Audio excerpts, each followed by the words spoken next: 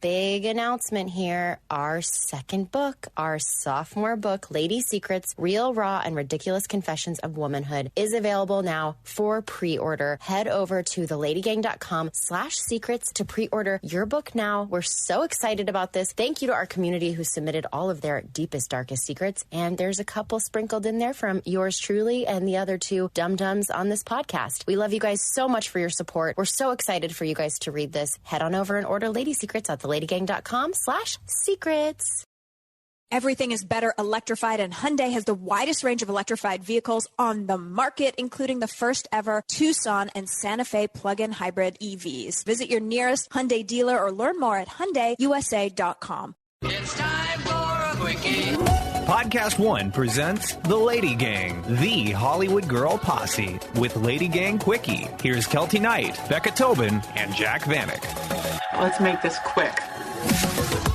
Hello, hello, hello. Welcome to the Lady Gang podcast. This is Keltie. I'm sitting here with Christina Perri. We have just recorded a 35-minute long podcast. We laughed, we cried, we talked about everything. And I just realized we didn't have the SD card in the machine, and it possibly is lost forever. I want to tell you that I don't know what the fuck is going on with this year, but I told you a few episodes ago that I'm at the end of my fucking rope and I can't take any more drama. And here we are. So we are recording this episode as safety in case I cannot find this episode. Let me do your intro again. Christina has a new record, A Lighter Shade of Blue. It is out now. It is so wonderful. It's her first album since 2014's Head or Heart. For albums, she's had lullabies since for both Carmela and Rosie. And if you don't know Christina, you obviously do, but you know, she wrote your wedding song. The song you walk down the aisle, your first dance, 1,000 years, she wrote that. Jar of Hearts, she's a diamond-selling artist, my favorite artist on the planet, and I'm so excited to welcome her to the podcast because we have a new record, Christina Perri. Hello. Do you just want to, cry? No, it's okay. Shit happens. I mean, we had a great conversation, even if it was just for us. Hello, it's just that you're so eloquent in the stories and everything. So, okay. So we're going to give the abridged version. All good. Here's what I want to know. Yes. A Lighter Shade of Blue. Because it's a lighter shade of blue, I know you're still sad, which is good. So yes. Anyone who thinks Christina has grown up and that she's not passively, aggressively, heartbreakingly going to write you sad songs, we're covered. Yes. The truth is that, honestly, life has been so hard since my life seemingly got good that I don't think I'm going to disappoint people with my content and what I'm singing about. I feel like my version of like my filter that I see the world through is always going to be a little bit crooked and a little bit blue. And so I've learned, I don't mind Cali kisses. I have learned that, you know, I don't know, that I keep growing and turning into this person that I really want to be, but only really through pain. And so the songs that I'm writing about, the things I'm writing about on this record really are genuinely painful, you know, surrendering to the fact that everything I planned doesn't work out and, you know, being married, but like not being sure if I'm going to stay married, you know, having a daughter grow up in the scariest version of our world ever. Miscarriage. I have a song, you know, about death, grief. I mean, you know, there's nothing I'm afraid to sing about. And so honestly, I feel like it's totally my lane too. Like, I feel like I've stayed somewhat in the same realm I've always been in. So like my record from 2011 and from 2014 and this record all feel connected. They feel like, you know, I'm the same person. I'm just like growing up a bit and like sharing about it maybe in a more deeper way. But I also feel like all the people listening are growing up with me. And so like right now we're dealing with possibly, you know, marriage or possibly children or possibly grief, which, you know, no one told me when I was 20 that I'd be singing about that when I'm 35, but like, here we are. And I've never not told the truth. So I feel like this record is a collection of, you know, the past 6 years of my life. And we've all had a really hard 6 years. Like, I don't know anyone who's like, I've had the best couple years of my life. It's really going well for me. Obviously me. Yeah. Yeah. So I like your explanation of the title, A Lighter Shade of Blue, and the song that finishes off the album. And like, because I think one of the things that I I think of in therapy always is like, we are never all happy or all sad or all good or all bad. Like anyone that's waiting for their life to be like, okay, when I get the job, when I get this money, when I find my person, when I have this baby, like then I will be happy. But that there's no destination where it just stays good forever. There's like, it has to be up and down. And so a lighter shade of blue is like just such a brilliant way to look at it. Thank you. I feel like it explains so much to me about, Kelly just wants to sit on my lap. To me, a lighter shade of blue feels like when I wrote the song Blue and the lyric is in that song, it's sort of the moment I knew what I wanted this album to be about, because I did realize that I had changed so much from my 20s, right? But I stopped trying to be a completely different person, if that makes any sense. So I grew up, but I finally accepted my true self and my nature, right? The part of me that I've been trying to change all of my 20s and into my 30s. And only through pain and suffering did I finally surrender. But that is where I found the freedom. And so I realized that, like, you know, I was always trying to not be the sad girl, you know, and not be like, you know, blue. the one, blue. I just didn't want to be that color, and I was super against it, and tried everything I could possibly try to change the color I am. And then I realized it's cool. You know, this is just, I don't know, something happened. I don't know if it was just motherhood. I don't know if it was just getting older, if it was trauma, you know, I don't know what exactly changed it completely. But I just remember the moment where I was like, wow, I'm actually pretty awesome the way I am. And, you know, I'm sensitive for a reason, and I'm a songwriter for a reason. And I just stopped trying to be someone different. And then all of a sudden that was acceptance. And then I was like, oh, and so if I am blue, then let me just try to be a lighter version of myself. And so, like, I have gone from a very dark place to a very bright place, but I'll never change, you know, who I am, and my core and my guts, you know, are definitely as emo as they come. And, but I'm so much healthier, you know, and I just also think that it's a good trajectory to show people that you can be that, and you don't have to be a different person. You can just work on who you are. Yes. And get to be the version of you that you kind of dreamed about being.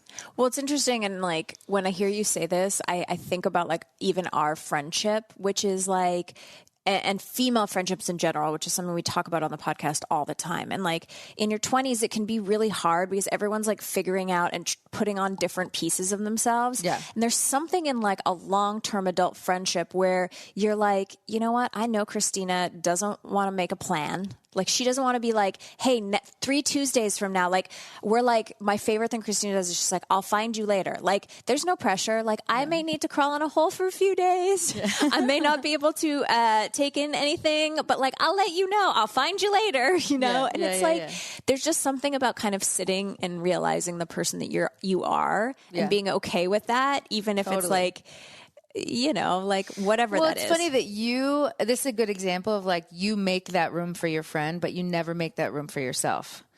Right? Like, you don't, like I accept you in every way you are. And I know, you know, you're not going to tell me the truth until at minute 45 of us hanging out. Yeah. You know what I mean? Like, there are things about us that we know and love and appreciate and support and allow to just be. Right. And then like, we end up spending our whole lives not doing that for ourselves. And so it's weird. I feel like I've like been surrendered. Like, I've kind of just been, I don't know, cut down in so many ways, like with everything that's been going on the past couple of years, where like, I just had to make room for myself to accept who I am, or like to be gentle to myself, which sounds so cheesy, but like, I love the word gentle. Nice. Yeah. Like, just give yourself some grace. Yeah. Oh my gosh. I don't think I did that until I was like 34 and a half.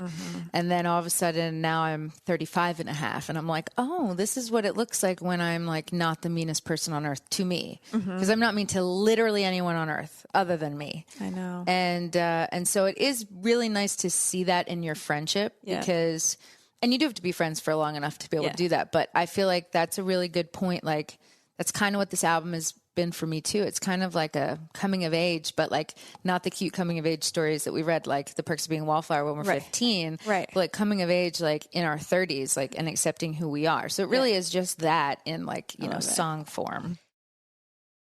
So I was recently on a boat out in Lake Travis in Austin, having a wonderful summer day, sipping on what? A Coors Light. That's right. It's my favorite summer beer. And fun fact, Coors introduced the first recyclable aluminum can in the 50s and later introduced cash for cans, kicking off aluminum recycling in America. Now they're removing plastic rings entirely and using a new, more sustainable cardboard wrap pack instead.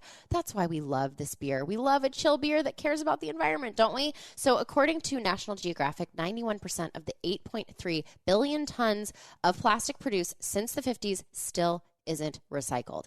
That's why Coors is committed to becoming the largest beer brand in North America to remove plastic rings by 2025. We love them so much. And also, all major Coors Light breweries are zero waste to landfill, meaning 99.99% of waste is reused or recycled. Reach for the beer that's made to chill and made for a more sustainable future. Get Coors Light delivered straight to your door with Drizzly or Instacart by going to CoorsLight.com/lady. Celebrate responsibly. Coors Brewing Company, Golden, Colorado. Lady Gang is brought to you by Progressive Insurance. Hey, Lady Gang. Whether you love true crime or comedies, celebrity interviews, news, or even motivational speakers, you can call the shots on what you're listening to as a podcast, right? And guess what? Now you can call the shots on your auto insurance, too. Enter the Name Your Price tool from Progressive. The Name Your Price tool puts you in charge of your auto insurance by working just the way it sounds. You tell Progressive how much you want to pay for car insurance, and they'll show you a variety of coverages that fit within your budget, giving you options. Now, that's something you'll want to press play on. It's easy to start a quote, and you'll be able to choose the best option for you fast. It's just one of the many ways you can save with Progressive Insurance. Quote today at Progressive.com to try the Name Your Price tool for yourself and join the over 27 million drivers who trust Progressive. Progressive Casualty Insurance Company and Affiliates. Price and coverage match limited by state law. Everything is better electrified, and Hyundai has the widest range of electrified vehicles on the market, including the first ever Tucson and Santa Fe plug-in hybrid EVs. Their turbocharged engines have quiet, rapid acceleration, and you can use electric when you want it or gas when you need it. It's your journey. Evolve it beyond the pump and in the 2022 Tucson or Santa Fe plug-in hybrid EVs. Or you can be like me and get the Kona, which is 100% electric, and I love my little Kona so much. Visit your nearest Hyundai dealer or learn more at HyundaiUSA.com or call 562-314-4603 for complete details. The Lady Gang. So I want to jump in a moment. I'm going to ask Christina to tell you a Chris Martin story, but because this is so important, I kind of want it to be right at the top of the show. Many of you know, but I'll give you the Cole's notes, I guess, but Christina lost her daughter Rosie at 8.5 months, and it was pretty public, and I can't imagine you had to go through that in the public eye. And she was a dark shade of blue, a very dark shade, and has kind of a year and a half later kind of come out of that and is now sitting across from me in Los Angeles, 4.5 months. 5 months pregnant. 5 months pregnant with a new baby, which we're so excited about. But you, like I always say, like, you're like an Erin Brockovich, but you've been like that forever. Like, when I first met you, you were like really investigating why the Beatles broke up. Or like, then you were like investigating why the pipes in your house had mold. And then you're investigating like the best leafy green to eat and like where the farm is and how you're going to get the leafy green from the, you're an investigator and you really put yourself into action. So take me to Rosie, and then, what has happened and what you have found out and what you want every single woman who is planning on getting pregnant, is currently pregnant, is thinking about getting pregnant in the future, knows someone who is possibly getting pregnant. Basically all of the women except the Kelties of the world. What do you want them to know? Well, even the Kelties of the world know people who want to have a baby or are pregnant. So that's yes, true. Basically everyone on earth, listen up. So I did lose my daughter Rosie at 34 weeks pregnant, and it was absolutely the worst thing in the whole wide world to go through. I will say that when it happened, I was very shocked, and I did not turn into Erin Brockovich right away. No. I went through, EMDR therapy. I went through a lot of therapy and family therapy, and for me, my husband, my daughter. One day I woke up and I was wondering what happened. And I will say that, some people don't want to know. And my personality, I was like, oh, I must know. Specifically because I have a healthy Carmela, my daughter who's 4, is completely perfect. And my pregnancy was very normal. And then I had 2 pregnancy losses in a row, one at 11 weeks, one at 34 weeks. Both were difficult. But obviously losing Rosie was way harder. And I refused to believe that there was nothing wrong. And I did all the tests. So all the tests that you could do in an autopsy for her, all the tests you could do for me, for Paul. I had every test in my pregnancy that was normal, and everything was normal. So I was so confused. And when all my doctors said that there was nothing odd, I refused to believe them. And so what I did is I moved back to Los Angeles. I was living in New York. I moved back to LA went to this doctor who I had been seeing for years, who I knew was like a genius OBGYN. And she also just liked me. We were friends. So I knew she would sit with me and take the time to hear me. And, as I tried to advocate for my own health, that she would be helpful. And we sat down together, and she said to me, she went through all my paperwork, and she said, Christina, I have a hunch. She said, they get mad at me when I do this, but I'm going to test you for something. And at the time I heard her, and I was like, what did she just say? Like, who gets mad? Who? Like, yeah, who? Right. But I honestly went in and out, and I was just like, well, I probably don't have that, because how could we miss something is sort of my thinking. And so she called me a week later, and she said, you tested positive for a blood clot. And she said, and what that means is that would be the cause of death, in her opinion, for my child at 11 weeks and Rosie at 34. Not what I thought it was. And she said that the protocol is that you don't test women for this unless they've had 3 or more losses. She said that is normal. That is what everybody follows.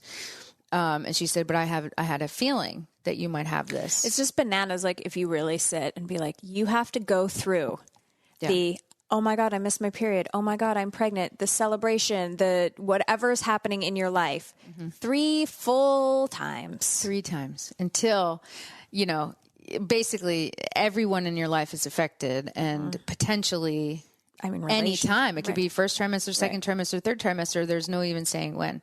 And so she said I tested positive for this. And so there was a part of me that was relieved that I figured out what. Because then I said, well, what do you do about it? And she said, well, you just take blood thinner next time. And I was like, that's it? And she's like, yeah, you would take like a baby aspirin or Blovinox or heparin. There's all these things. And there's no risk to taking them. And she said, don't worry, we'll get you pregnant again. We'll give you blood thinner and you can have a baby who's alive. And I was like, okay. And so I take on this information, and I remember I was like walking on a treadmill, and I got so angry. And I wasn't necessarily angry that I didn't know about this, even though of course, I wish I did. I became angry for every woman in the world. And I was like, you're telling me that people don't know about this? Because, and I'm not even talking I try to do everything, all the research. I try to know everything. I'm very healthy, and I still missed this. So that means everyone doesn't know. If I didn't know, it means mostly everyone doesn't know unless they have it in their family history or whatever. So that's when I started my investigation, and I hired a team, and I was like, okay, so it's probably super rare, and it probably doesn't affect everybody. And then my research came back weeks later. Actually, 55% of women with multiple miscarriages is caused, by this blood clot issue. And I was like, oh my God, that's it. So I immediately started a petition, a couple lawyers, a couple healthcare professionals. I interviewed OBGYNs and some experts, and I looked at the finances because I was like, well, then surely it must be expensive. That's why. And then I looked, and it's 1 cc of blood, and it's 1 extra test in the prenatal screening, and you already do 25. So it's absolutely no extra money. So I was just blown away every step of the way. And I was like, okay, so I presented my case to the American College of Obstetricians and Gynecologists, and we are working together to get this changed. Now, the only issue is it's going to take a while because everything is slow. So as we're working on this, I still wanted to tell the whole world, hey, this is what I found out. These are the facts. I don't know what's going on and why a lot of women are having stillborns, why a lot of women are getting these blood clotting issues, but it's an issue that nobody's being tested for. So all you have to do is ask your doctor for the test. Ask them to test you for blood clots. And genuinely, this could be the difference between life and death between your baby? I just like, I don't know what I'm supposed to say after that, because it's just like, I know. It's a lot. It's not a lot. It's like I get so angry, and then I get so sad, and then I kind of can weirdly picture like Rosie dancing in heaven, being like, yeah, I got the memo. I got I'm the smartest girl in the fucking world. Like I think it was her. I don't think it was why it happened, but I think that someone said to me one time, like, what if Rosie's life was only supposed to be 34 weeks? And I was like, well, that's not, like I didn't like that. Yeah. And then I sat with it for a while, and I was like, wait a second, maybe Rosie's on to her next thing. Right. And her entire purpose was to come and teach me this, so that because I am strong enough, I am like ballsy enough to go and present this stuff and not care what anyone says. I will never stop until this changes. Yeah. I said this to like the board. I was like, cool, I don't care if this takes 30 years. Yeah. I have nothing else to lose and only babies to save. Yeah. I was like, so literally move over, we're going for it, and it's going to happen, but it's just obviously really slow. So that's why I'm also like, shouting it from the rooftops now. But I just feel like maybe that is Rosie, that was truly her purpose, and it was given to me because I thought that, and I was like, wait, I can't be the only person that has gone through this and that is speaking up about this. And then I realized, actually, because of my platform, people take me serious. People are listening to me. People, I'm going to go on People Magazine and Good Morning America and Today Show. So it is me. I have to do this. Like I want to, it's all I want is to help women not go through what I went through, families not to go through what I went through. Carmela was in therapy because of us losing Rosie, and we didn't have to lose her. If I had blood thinner, we potentially would not have lost her. So I don't want that to happen to literally anyone else. And the only way to change this, just like women's health progresses as it needs to, when it needs to, this is the time for every single woman to ask their doctors about this blood clotting issue and get tested for it. And if their doctors say, I don't think you need that, you could be like, well, I heard about it from Christina Perri, so I'd actually feel safer if you just did it since it's free. Yes. And then they could be like, oh, wow, okay, you might get a blood clot, so maybe you want to take blood thinner, like whatever. Just, it's all about giving the women the information. We are over this season of life where women don't get to know it all. So I am, helping further this narrative and moving the needle that, hey, whatever it is, the woman still deserves to know. So if you have antibodies in your system that might make a blood clot, might not, whatever. You can decide what to do. You have to decide for yourself, yeah. So everyone, listen up, share this episode. It's very important. I mean, I know that you're going to see this, but you're also going to see her in People Magazine. So it's like, share one of those two things. And let's support Christina. A Lighter Shade of Blue is out now. Go take a listen. Tell me what you love. I'll be posting the crap out of it. I'm so excited for you to hear the record. I'm so sorry that I deleted the first version of this. But then it's like actually my secret way of getting Christina to stay and look me in the eye for 10 minutes longer. I'll talk to you forever, Keltie. Okay, Christine. Oh, yes. And if you want more information or you're not following Christina already, head over to her Instagram at Christina Perri. She posts a ton, and she's always taking, doing question and answers and stuff about her Erin Brockoviching. I can't wait for you to change the world. Thank you for coming. We're here for a long time, but we're here for a good time. Thanks for listening. The Lady Gang is produced by Alex Ingber, Steve Delameter, and Jared Monaco. Make sure you subscribe, rate, and review our podcast. And if you love it, share it with your friends on social media. Like, oh my God, I just listened to Lady Gang. This episode's so great. Swipe up to listen. And if you really want to, which we know you do, please follow us on social. At Keltie, at Becca, at Jack Vanek, and at The Lady Gang. Sign up for our newsletter at theladygang.com and join our secret Facebook group. It's super fun. See you next Tuesday.